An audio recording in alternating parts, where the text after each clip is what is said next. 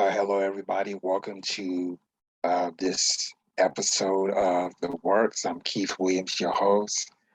And today we're going to talk about a conference that I went to in Montgomery.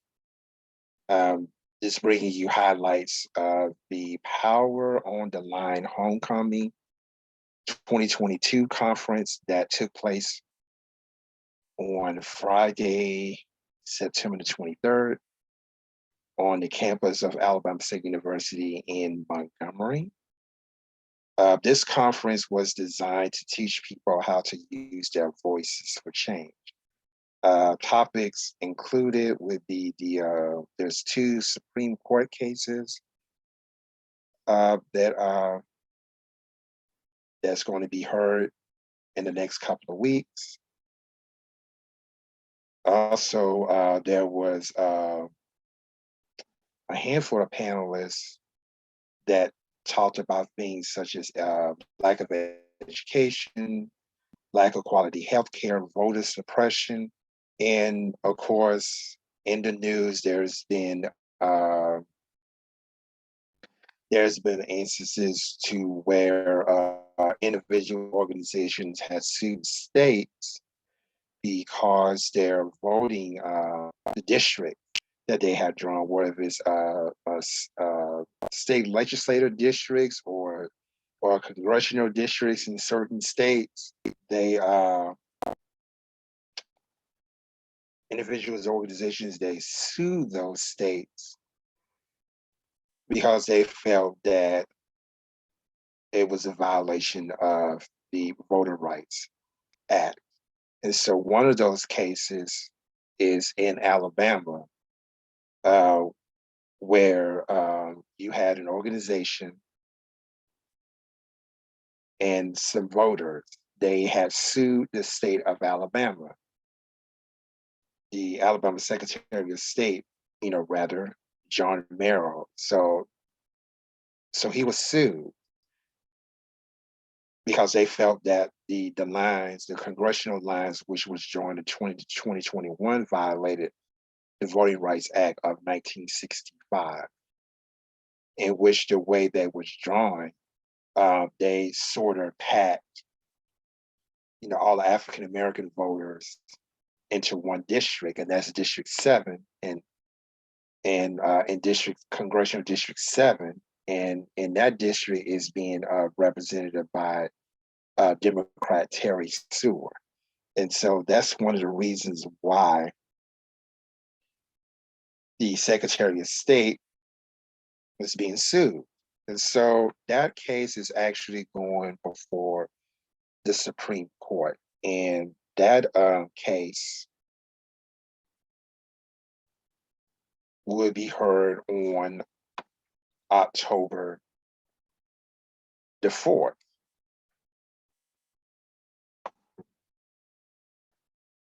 So Greater Birmingham Ministries and the Greater Birmingham Ministries and the Greater Birmingham Ministries is sponsoring a trip to Washington, D.C., where organizations would have an opportunity to actually sit in and hear that case. So that's one of the things that has been talked about. Another thing that was being talked about is some of the issues that being faced in this country. Of course, one of the things that they talked about was a lot of the talk was centered around voter suppression. After the 2020 general election, which we elected Joe Biden as president, the 46th president of the United States, a lot of states across the country had rewrote some of their voter voting laws, which obviously suppress African Americans and people of color, um, particularly in North Carolina,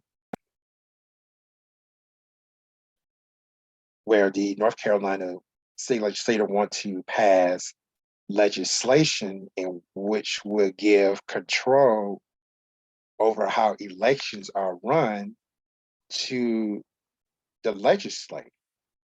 Now, if I'm not mistaken, that's normally the job that is handled by the Secretary of State. So if that bill passed, there's really no need for a Secretary of State, because the Secretary of State in an individual state,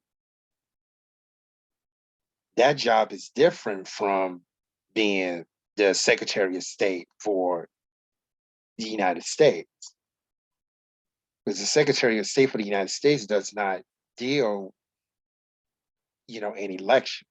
They have their own election, that is, they don't even have their own, there's no national election commission, but each state has one. And in your counties, in your states, they also have an election commission. So those are the ones that handle elections. So it's not, just one central election commission.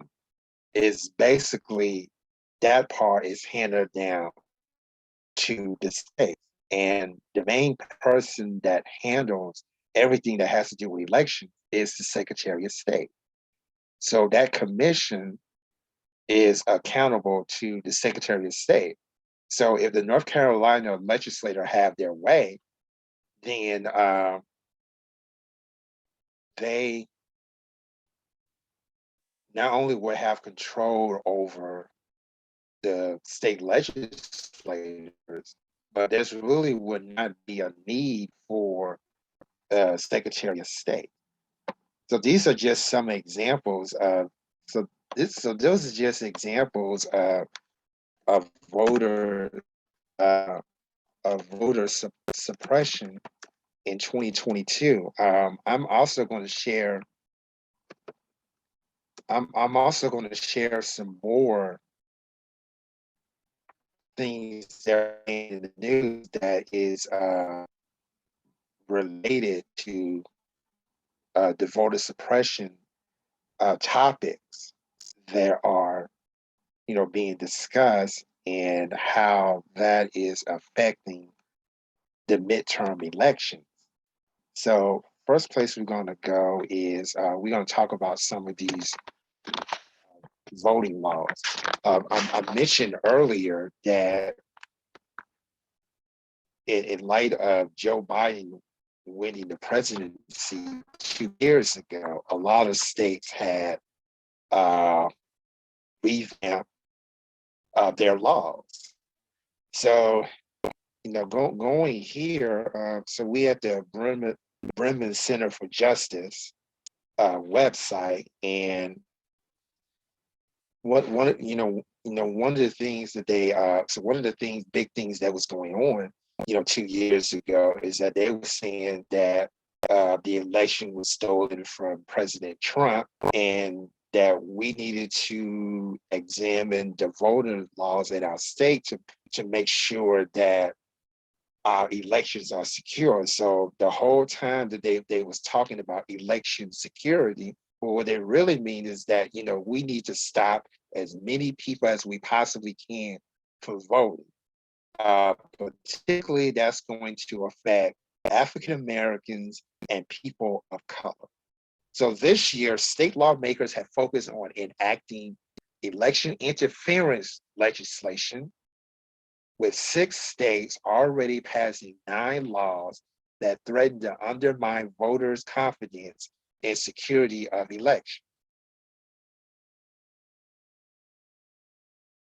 So this year, state lawmakers who spent 2021 passing laws that made it harder to vote had focused more intently on election interference, passing 9 laws that could lead to tampering and how elections are run, and how results are determined. Also, in the state of Alabama,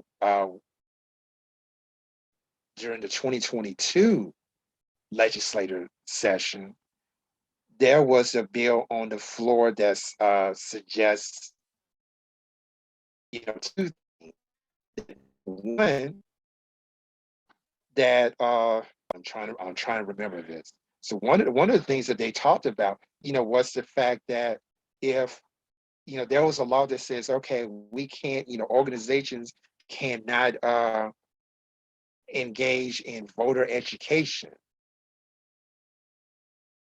or there was problems with making sure that people have rights to the polls.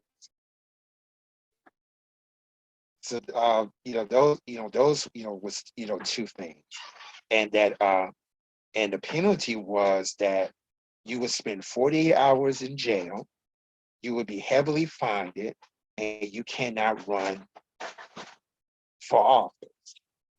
Another thing that they talked about was strengthening, the so-called methods in which individuals, will be able to. Like, there's a lot of states that that have voter ID laws in which you had to have a certain type of identification, in order to vote, such as a driver's license or state ID card. And that we know that there's certain individuals in the country that don't have neither. So that could potentially mean thousands of people would not be able to vote. Election interference laws do two primary things.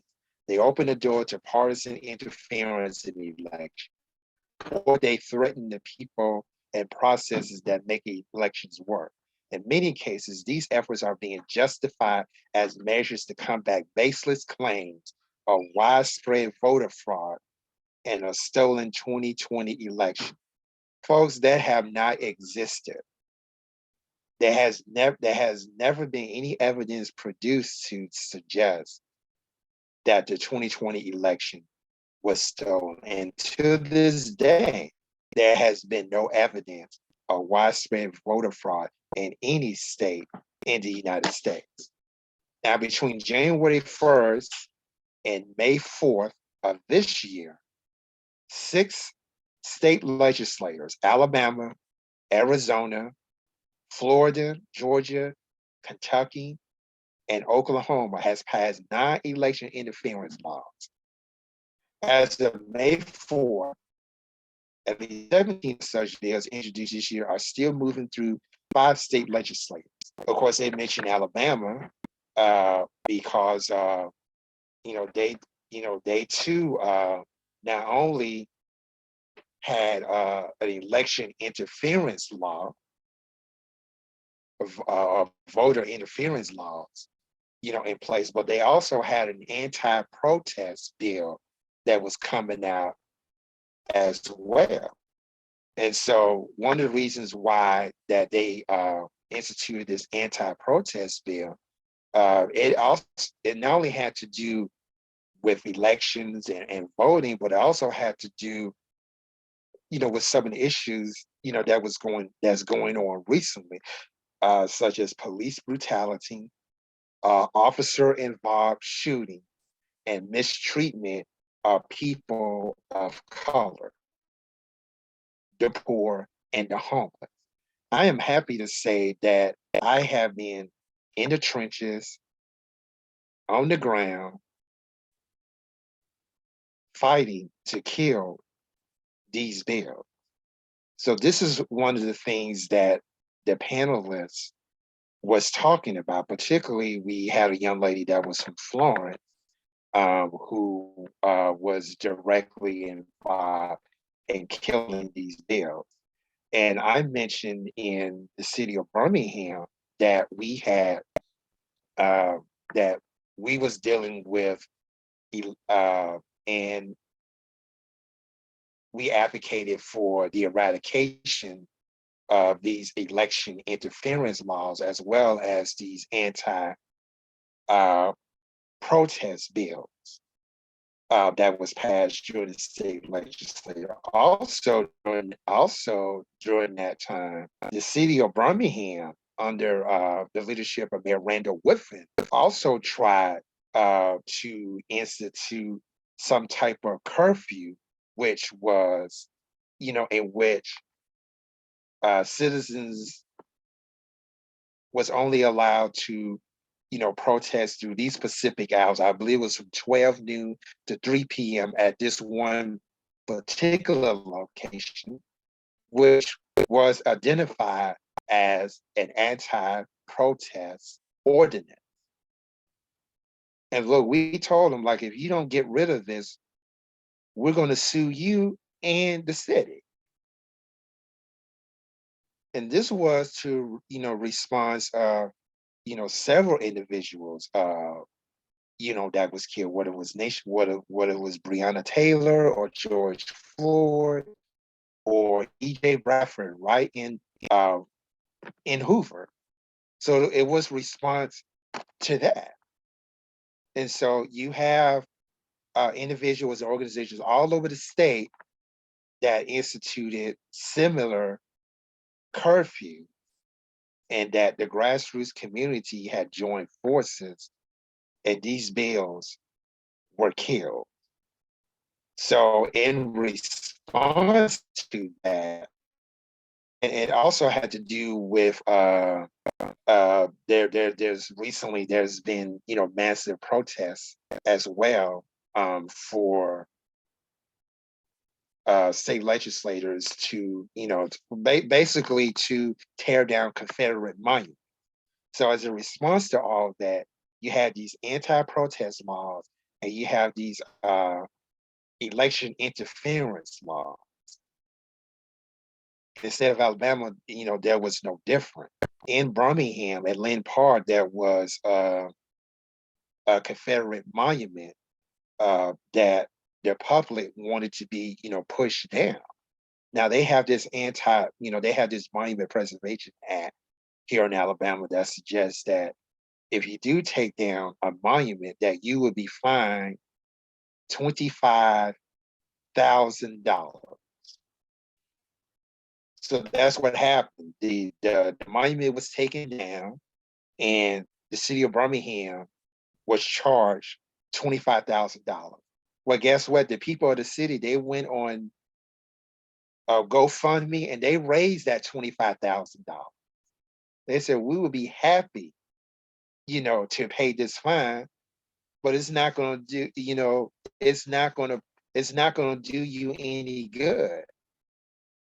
It's not going to do any good to punish the city of Birmingham to have something that on display that represents slavery, it represents the Confederacy, a nation that no longer exists. It represents white supremacy, and it has no business being on display.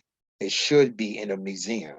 So if we want to preserve history, send it to a museum. That's where most of your historical artifacts are at anyway. They are in a museum. So what makes you think that the Confederacy is different than any other time period, whether it's in American history or world history? It does not matter.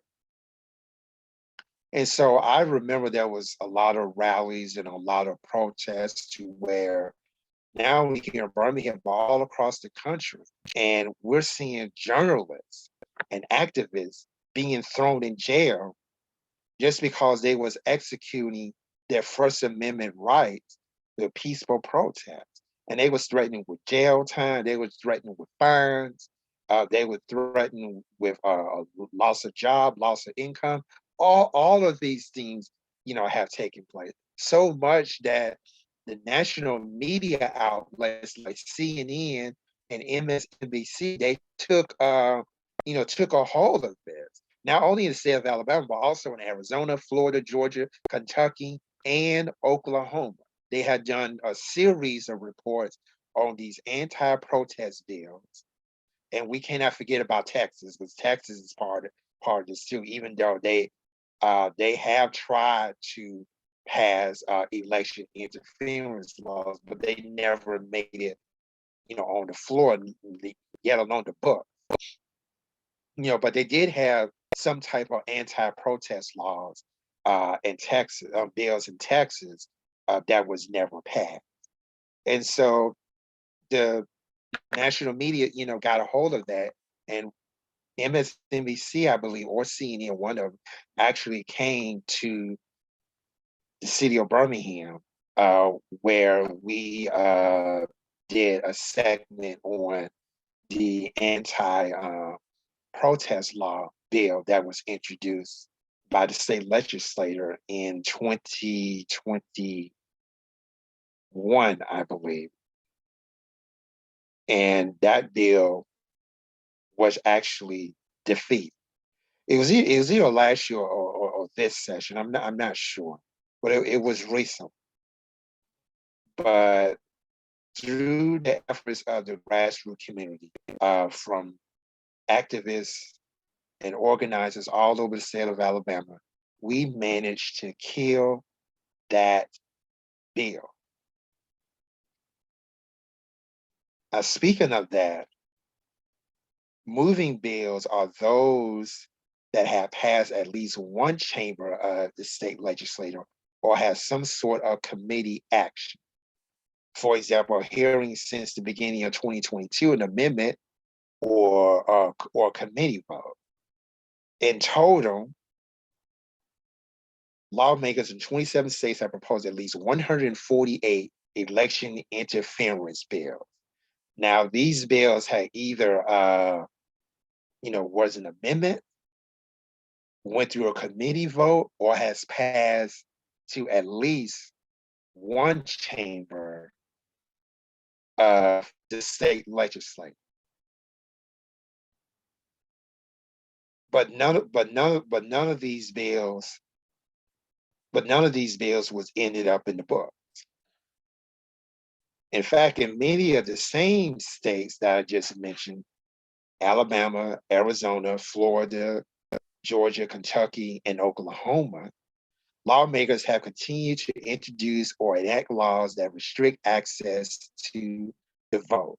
Legislation is categorized as restrictive if it would make it harder for eligible Americans to register, stay on the rolls, and or vote as compared to existing state law.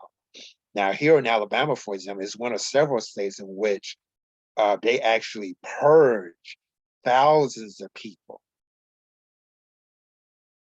off the voters' law. Fortunately, you had a lot of organizations that stay on top of that and say, hey, check your voting status and make sure that you're still on the roll. And if you're not, go ahead and re-register. There is no law that says that if your name has been taken off the voters roll, that you cannot go back and re-register to vote. There's no law in no state in the union that does that. In addition to two of such laws enacted in Arizona and in Mississippi, a restricted ballot initiative in Arizona passed both houses and will be placed on the ballot for voters in the November general election. Now, there are several states that have such an amendment that would be on the ballot that was passed by both houses of the state legislature, and it's going to appear on the ballot. In Alabama, we have one of such of those laws that are similar to the one that was passed in Arizona that's going to be on the ballot. So on November the 7th, when we do our preview of the 2020 primary general election, we're going to go over those 10 amendments in a way that people will be able to understand, because we know that when amendments are on the ballot, they are really vague, they're long-winded, and people really don't understand, so they just check more anything. So we're going to actually break down those amendments for you. There are 10 amendments, and one of those amendments have to do with the so-called voter interference laws that are being passed across the country. So on November the 7th, the day before the election, OBS will have a special news report where we're going to preview the 2022 primary election, general election. We're going to tell you some of the key races, what's at stake, what's going to be on the ballot, and then we're going to go locally in the state of Alabama to break down those 10 amendments. So be sure to join us on that. That's Monday, November the 7th at 6 p.m. Eastern time. No, I'm sorry, that's 7 p.m. Eastern time, 6 p.m. Central. So everything I'm telling you here has to do with the conference that I went to, on yesterday. Was they mentioned about these voter suppression or voter restricted or voter interference, laws. So that's one of the main things that they talked about. So these type of laws are going to be placed on the ballot in the November primary general election. As of May 4, 2022, at least 34 bills with restricted provisions are moving through 11 state legislatures. Overall, lawmakers in 39 states have considered at least 393 restrictive bills for the 2022 legislative session. Since the beginning of 2021, 18 states have passed 34 restrictive voting laws, which disproportionately affect voters of color.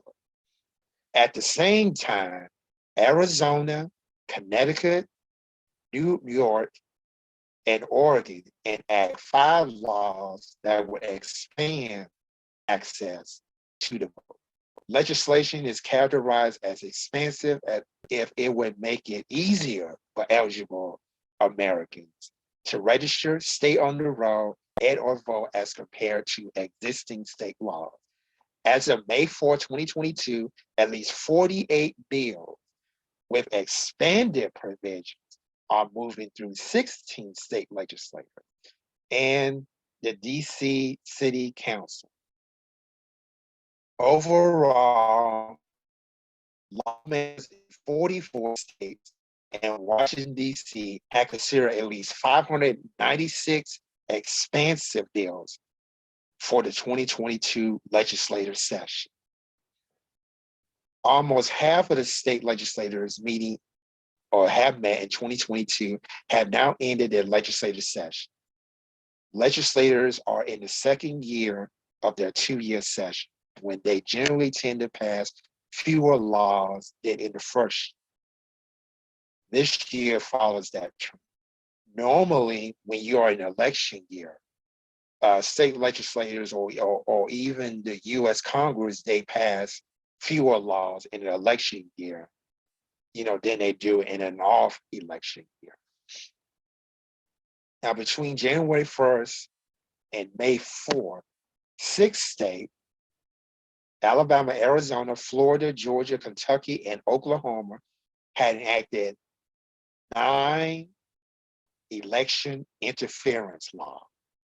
As of May 4, 2022, at least 11 election interference bills are moving through 5 state legislatures. Overall, lawmakers in 27 states had introduced at least 148 election interference bills in the 2022 legislative session. This legislation is fueled by election denialism and falsehood about voter fraud. The passage of election interference legislation is part of an alarming trend that emerged in state legislators in 2021 and represent a direct legislature attack on fair election administration. I also mentioned that earlier that in North Carolina, they are working on legislation in which the state legislator will have complete control over the election process, a process that's normally handled by the office of the Secretary of State. The nine enacted election interference laws permit partisan actors to interfere with election operations or overturn election results, direct new resources towards prosecuting election crimes, and threatening election officials with criminal penalties.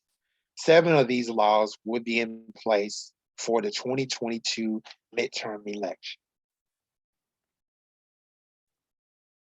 So here's some facts. 3 laws in Georgia create a risk of partisan interference with election and election results. 2 bills, Georgia House Bill 1368 and Georgia House Bill 1050, place current election superintendents and create new county boards of election in Mueller and Montgomery County. The members of the boards would be appointed by the partisan county commission. A similar bill, Georgia House Bill 1432, changes the makeup of the Dawson County Board of Election so that one party can effectively control a majority of the 5 seats. This legislation is part of a particular trend where the Georgia legislature has given county partisan commissioners more control over election administration. Similar Georgia laws from 2021 led to the ouster of several Black election officials. 2 laws in Georgia and Florida created new entities dedicated to pursuing election crimes. Florida's Senate Bill 524 created a new election crimes office within the Florida Department of State, tasked with investigating and referring for prosecution violations of election law. The law also requires the governor to appoint dedicated special officers to receive and investigate election law complaints in each law enforcement region across the state. Similarity, Georgia Senate Bill 441 grants the Georgia Bureau of Investigation authority to investigate election crimes and refer any violations for prosecution. Both pieces of legislature expand existing authority and direct more resources toward investigating and prosecuting election crimes, risking the intimidation or harassment of voters and election officials. This legislation is fueled by the false pretense of voter fraud, which in itself rarely occurs, but continue to be used as a baseless justification for additional state investigative and prosecutional resources. 4 laws in 4 states created new criminal penalties for election officials. In Alabama, Kentucky, and Oklahoma, 3 new laws made it a criminal offense to solicit, accept, or use private funding for election-related expenses. This is also including voter education, voter engagement, and it also had to do with absentee voting. And in some cases, you could be criminalized or penalized for giving people food and water while they're waiting in line to vote. In 2020, election officials' acceptance and use of private funding enabled them to run safe and secure elections.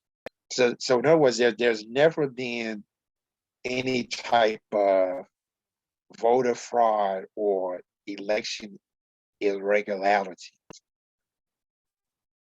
when private funding was used for election-related expenses.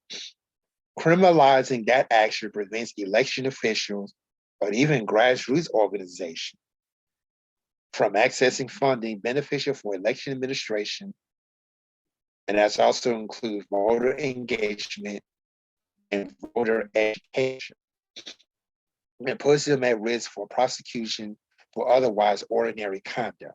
And in Arizona, a new law established a felony offense for an election official who fails to comport with new restricted citizen verification requirements and inadvertently accept a non-citizen's voter registration. Imposing criminal penalties on ordinary election administration conduct or inadvertent mistakes could deter individuals from serving as election officials, which is why there is a shortage of people wanting to serve as election officials, such as poll workers. So now you see why there is a shortage of poll workers, because you have, because you have laws like this that put people in jeopardy, and they don't want to risk being prosecuted for something that is ordinary election activity.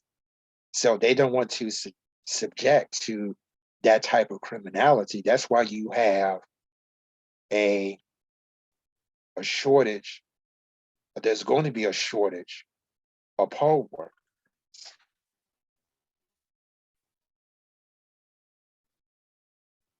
At a time when election officials are already fearful for their safety, the prospects of new criminal penalties add another deterrent for staffing election. So as long as this continues to go on, we're going to have a shortage of poll workers and other and have an adequate staff for election. So wait, there's more. So you have 5 bills moving in 3 states, Arizona, New Hampshire, and Rhode Island, that will initiate bias, suspect reviews of elections and election results. These reviews will lack transparency and fail to satisfy basic safety, basic security, accuracy, and reliability measures. They are also part of a movement in state legislatures to undermine faith in the electoral process. 4 of the bills moving in 2 states, Arizona and Rhode Island, will require or authorize suspect audit processes for future elections. This legislation uniformly lacks basic security, accuracy, and reliability measures for these suspect reviews, bestowing inordinate discretion on individuals, imposing no transparency requirements, or failing to mandate clear guidelines on how results are reviewed. For example, Arizona Senate Bill 1259 will give the Attorney General, the Secretary of State, and the Legislative Council, as well as any Arizona resident, the broad power to demand a recount of an election or a specific precinct, voting center, or election district, despite the vote margin not meeting the recount threshold. Normally, in any given election, a recount is imposed if there's a margin below 0.5%. So bills like this is going to undermine that. 3 of the bills moving in Arizona would allow for citizens either to initiate flawed review processes or conduct their own reviews of voted ballots. These bills fail to satisfy security measures and reliability measures, and will open the door to attempt by outside groups to delegitimize the election process. For example, Arizona Senate Bill 1629 will require digital images of all vote ballots and federal elections to be made publicly available within 48 hours of an election district's campus results being published. This would allow outside groups to publish their own misleading audits of any election will also risk exposing voters' personal information. Now, in the future, we would post a recent interview with a cybersecurity expert that's going to be on Facebook and YouTube and Anchor. And one of the things that he was talking about is that you have individuals, businesses, organizations that use careless tactics to expose personal information. And so when it comes to elections, this bill is going to do just that. It's going to expose voters' personal information, and we're going to find it's going to be a field day for hackers.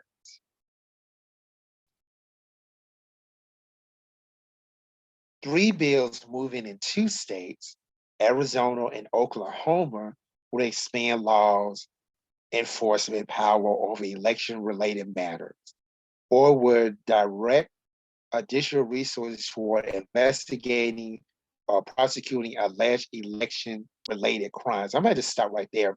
Law enforcement, your county sheriff, your city police officers being involved in election-related matters and investigating and prosecuting alleged election-related crimes. I mean, come on, folks. I mean, I'm sure some of these city police departments and county sheriff's office have a lot more to deal with, than someone that's accused of election-related crime. That is ridiculous. Given that actual voter fraud is vanishingly rare, these new powers could easily be misused to harass or intimidate voters and election officials for partisan gain, threatening fair election. For example, Arizona Senate Bill 1475 will grant the Attorney General new election-related investigative power. Why would anyone not want to have a fair election? This is the type of thing that's going to be on the ballot in November. In other words, democracy is on the ballot. If these laws are passed, not only is going to undermine the election system, but I don't think we would consider no longer be a democracy, but we will have some type of authoritativeness. So we will have an authoritative type government, here, because we basically will have one party having all of this power, and that particularly those people of color would be, left out of not only the election and voting process, but the political process as well. This is what happened before the Voting Rights Act of 1965, wasn't it? In other words, we're going to go back 50, 60 years. It will be just like it was before the Voting Rights Act was passed. But you're going to continue to tax the hell out of me, and I get no say-so on who I want to represent me. I cannot participate in the political process. We're going back to the principle of taxation without representation. You're taking my money, but you're not doing anything with it to help me. That, ladies and gentlemen, would be on the ballot.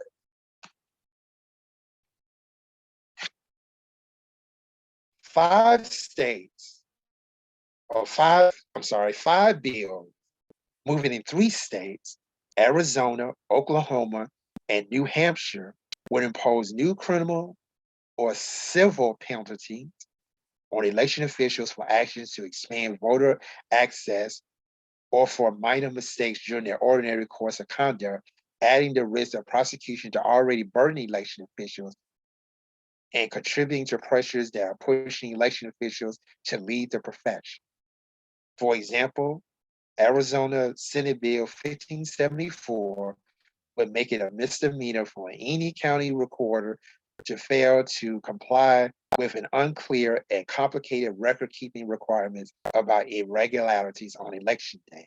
And Oklahoma House Bill 3677 would make it a felony to obstruct the view or restrict the free movement of a poll watcher, which could empower more aggressive poll watcher interference at polling places. And you're wondering why we're going to have a shortage of poll workers and election officials. This has been talked about since the primary.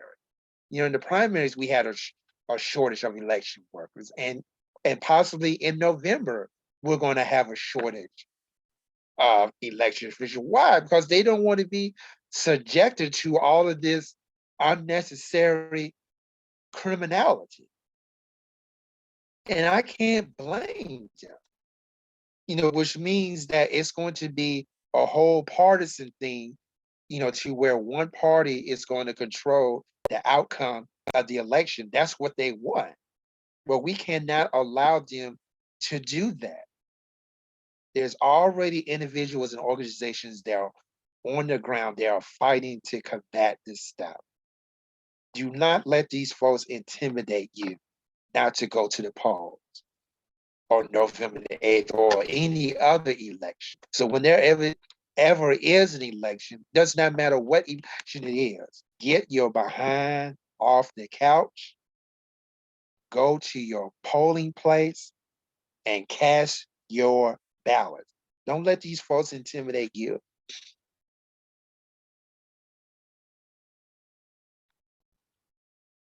There's a whole lot more here. So go to BrennanCenter.org. See, I got the screenshot here. So it's just so much, here. Like, for example, transferring authority over specific aspects of election administration to different actors in ways that could open the door for political interference. Like, for example, certain powers would be transferred from the Secretary of State to the state legislature. Now, what does the state legislator know about the job of the Secretary of State? They don't. In fact, these legislators think that they the jack of all trades and they know everything. Ladies and gentlemen, let me fall. These legislators don't know absolutely nothing. If it had not been for these grassroots organizations going through these legislator days across the country, they wouldn't have half of the information or 3/4 of the information that they have now.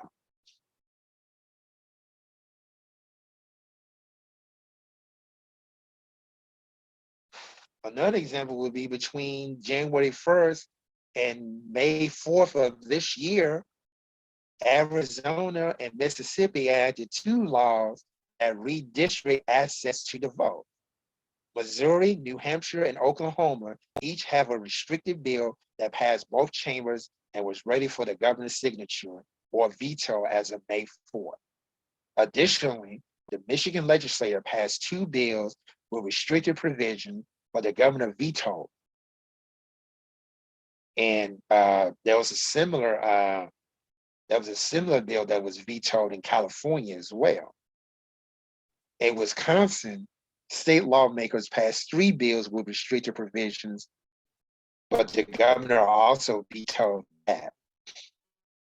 Although legislators have been slow to pass restrictive legislation, at least 34 bills with restricted provisions are still moving through 11 state legislatures. Overall, lawmakers in 39 states had considered at least 393 restricted bills from the 2022 legislature session.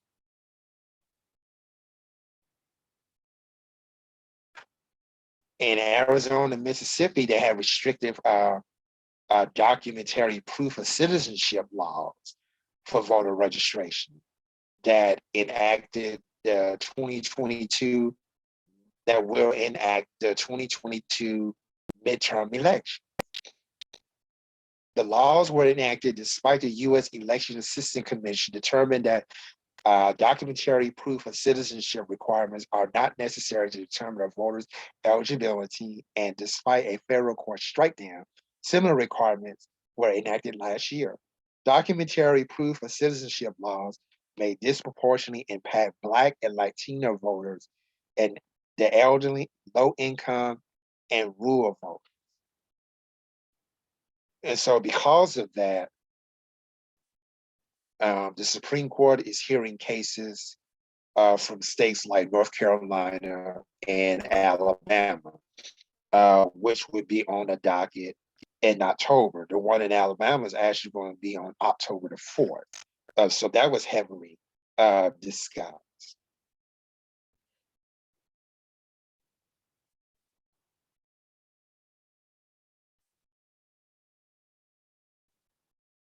So basically, you have the majority of the country either have restrictive bills or election interference bills. And so those are some of the things that they're talking about. Now, the Australia broadcast section will have complete coverage of that October the 4th hearing between Alabama Secretary of State John Romero and a guy by the name of Milliken. Milliken is actually one of 5 individuals who have filed a lawsuit with the state of Alabama over the redistricting that was passed in 2021. The state legislature, of course, they had a special session, and they determined that the congressional lines that was drawn in the state was not only unconstitutional, but it violated the Voting Rights Act of 1965. And so that case is going to be heard in the Supreme Court on October the 4th. Also part of that lawsuit is Greater Birmingham Ministry. So they are also part of that suit. So not only that you have these restrictive laws and interference laws, but you also there are also laws that will impose new or stricter voter ID requirements. Like in 9 bills are moving in 5 states, such as Arizona, Missouri, New Hampshire, New York, and Pennsylvania. Then there are 5 bills moving in 5 states that would make voter registration more difficult, including shortening the deadline to register to vote, imposing new residency requirements that would impede students' ability to vote, and prohibiting compensation for anyone who solicits a voter registration application, which could impose a significant burden on voter registration trials.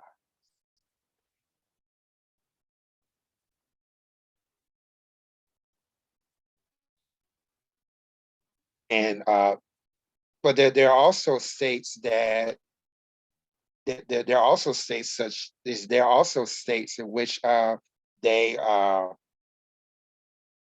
would make it a little bit easier to vote. In fact, lawmakers in 44 states and in Washington, D.C. have considered at least 596 expanded bills that make voting easier during the 2022 legislative session. For example, in Connecticut, there's a Connecticut law that expands absentee voting excuses to allow voters who would be unable to appear at their polling place during some, rather at all hours of voting on election day. And they're able to vote by mail. So there's a lot of jobs, out there, or, they may maybe a caregiver or someone who is sick or have a disability, they're not able to vote on election day. So in Connecticut, there's a law that expands absentee voting excuses. There's a similar bill in New York, in Oregon, in Arizona, in Connecticut, in New York, which will so Connecticut, which would be in effect in time for the November election. Then there's one law, Senate Bill 1638, would be effective on December 31st, 2022.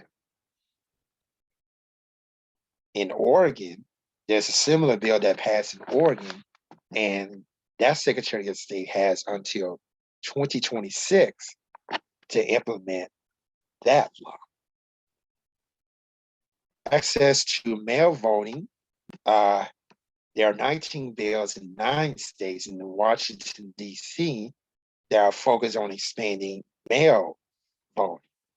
15 bills moving in 10 states that will create more opportunities for individuals to register to vote, including bills that will implement same-day or election day registration, expanding automatic voting registration and allow individuals to register to vote online. 11 bills in 6 states and in the District of Columbia would make voting more accessible for voters with disabilities, including bills that would expand access to absentee ballot for voters with certain disabilities, and a bill that would allow a voter with disabilities to mark a mail ballot instead of signing.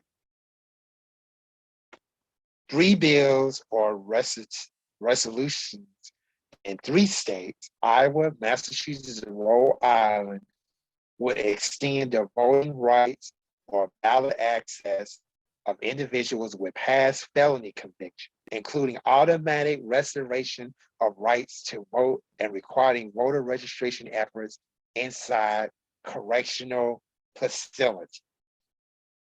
So you got some good and you got some bad here, but overall, this is one of the things that was talked about in yesterday's this is one of the things that was talked about in yesterday's conference, and that the Power on the Line Homecoming Conference in 2022. And so some of these things will be on the ballot. Another thing that they talk about is some unique ways that organizations are getting people out, to vote. Back 30 years ago, during the 1992 election, hip hop music in general was being used to get people out to vote in a campaign called Rock the Vote. And we're going to see an incarnation of that this year. So there was a segment that talked about that they're using music and hip hop as a way of bringing, not only bringing people together, but to engage people, registering to vote and getting them out to vote. So that's one of the things that they have talked about as well. Then the last thing that they talked about was the fact that they highlight some of the issues that are relating to voter suppression, such as the irregularities, discrepancies within the drawing of district maps, whether it's a congressional map, or it could be a state senate map or a state legislative map. It could either go down to your city council districts or your county commission district. And some of the things that I have talked about coincides with the redistricting of the lines so that one party will have, a fair advantage, over another,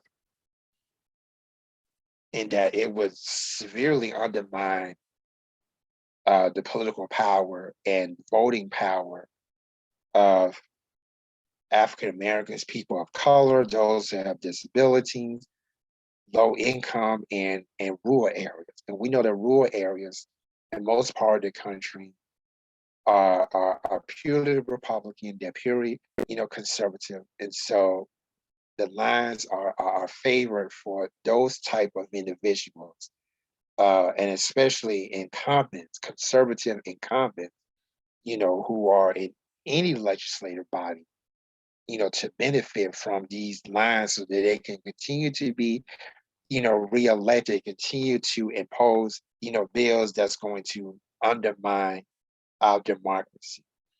And so, again, that's one of the main things that was being discussed yesterday's,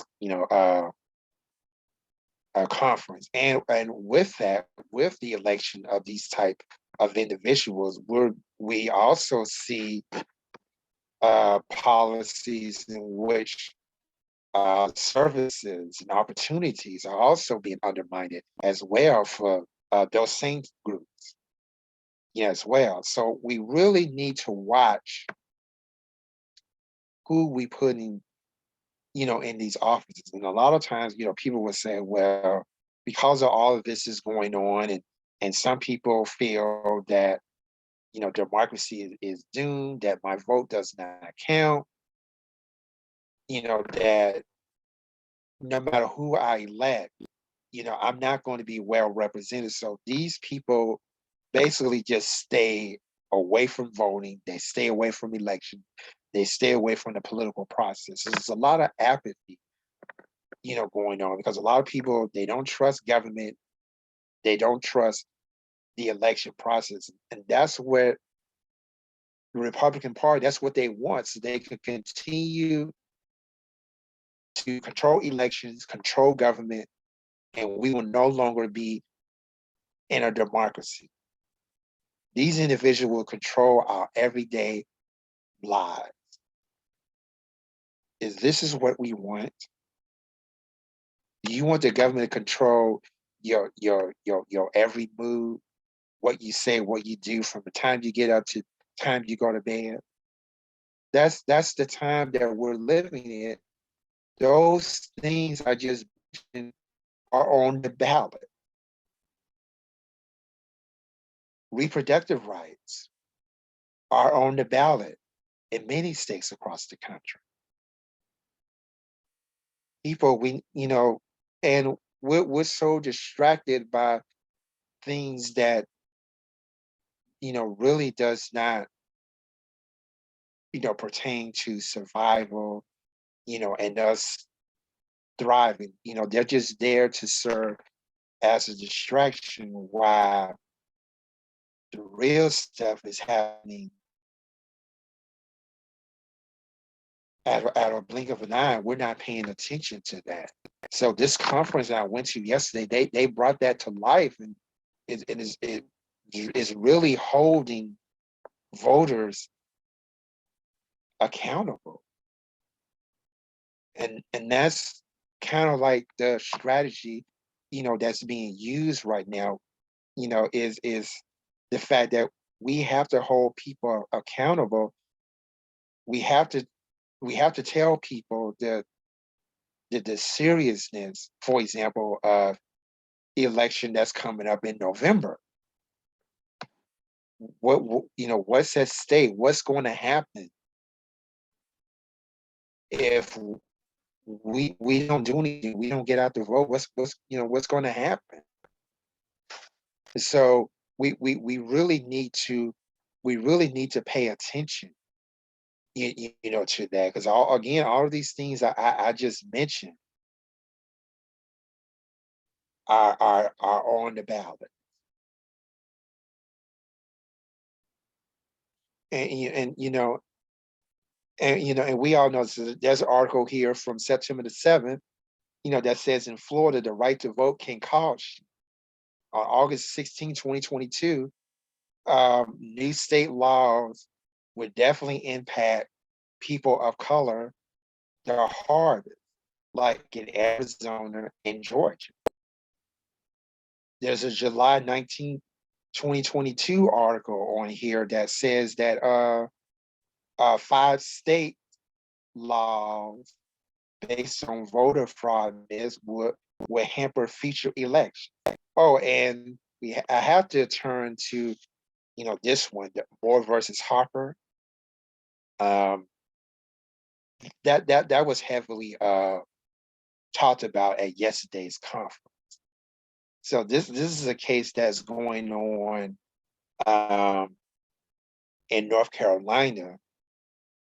That's also going to be on the Supreme Court docket. And they're going to explore the concept of the independent state legislature theory. So what is the independent state legislator theory? So this case, Moore versus Harper, that's what it's talking about. So here's what it says. In Moore versus Harper, the Supreme Court would decide whether the North Carolina Supreme Court has the power to strike down the legislator's illegally gerrymandered congressional map for violating the North Carolina Constitution. The legislators have argued that a debunked interpretation of the U.S. Constitution, known as independent state legislator theory, renders the state courts and state constitution powerless in matters relating to federal elections. Last year,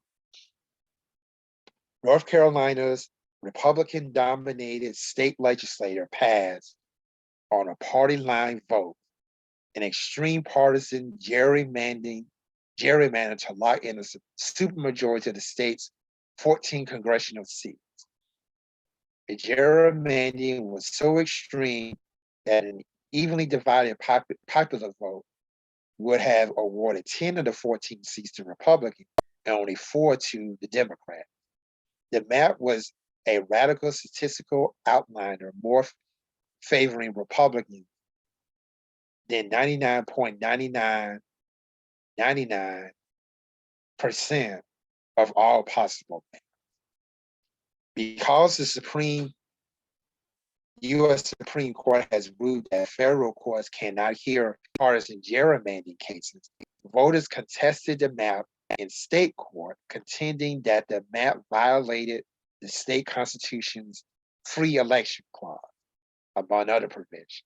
In February 2022, the North Carolina Supreme Court agreed with voters and struck down the map, describing it as a dangerous and intentional partisan gerrymandering designed to enhance Republican performance and thereby give a greater voice to those voters than to any other. The unrepentant legislator proposed a second gerrymandered map, prompting a state court to order a special master to create a fair map for the 2022 congressional election. Unwilling to accept this outcome, 2 Republican legislators asked the U.S. Supreme Court to step in and reinstate the gerrymandered map. So that's one of several cases that are coming before the Supreme Court. Another one, Mueller versus John Romero, is a similar example. Both of these cases will be heard in October. And so OBS is going to have a special report, on both of these. So I'm not going to go into logistics, of this, because when we do our special report, we're going to be talking about in depth the Moore versus Harper case, and the Milligan case. We're going to be talking about that in general, and we're going to talk about that in more depth, and we will also have coverage of both here. So that's going to be between October the 3rd and October the 5th that we will have coverage, that we will give some background information. We will also have, if we're able to, some live coverage, and we will give some, some highlights. There will also be a news conference and a rally as well that we're going to cover. So that's between that's going to be between October the 3rd and the 5th that we're going to have complete coverage of those two court cases that's going to go before the U.S. Supreme Court. So definitely do not want to miss that. These two cases will not only have a direct impact on our election, but it's also going to have a significant, if not a very important, impact on our democracy. So you definitely don't want to miss that at all. We're going to have people from all over the country that's going to go to Washington, D.C. during that time, especially those who live in North Carolina and in Alabama, as these two cases directly impact them. So you definitely don't want to miss that. We're going to have some live coverage. We're going to have some highlights. We're going to have some commentary. We hope to talk to a lot of people to give their insight and their analysis on this. And this is prior to the 2022 midterm general election. So we're going to be talking about a little bit of that as well. So we have a lot to talk about. I hope that you'll be able to tune in with us. We'll have announcements. We'll start posting announcements as early as next week so that you can, know when we're on the air. It mostly would be live, but we will have some recorded highlights as well. So the highlights are going to be recorded. The press conference and the rally, that's going to be live. And if we can, we'll have some live interviews as well. And hopefully we'll be able to get some we'll be able to record some of the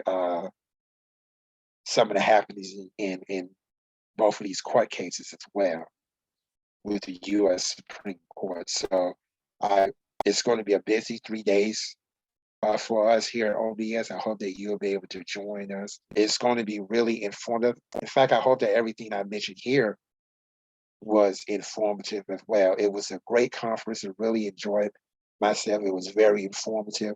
We have a lot of bright minds, both young and old, black and white, male and female. It really had a great time. It was really informative. And so their work will continue. They will follow us to DC to continue this advocacy work. We will continue to engage the public with voter engagement, voter education. I'm sure there's going to be ride to the polls.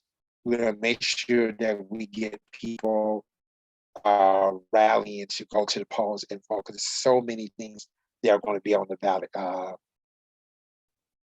Pretty much our democracy is on the ballot. Reproductive rights is on the ballot. There's so many things, that are on the ballot. I cannot think of a most important election than this. So we're going to continue. So through these special reports and some regular broadcasts, we will continue our coverage of these court cases as well as the 2022 midterm general election. So I hope that you would join us. And with that, we're going to get ready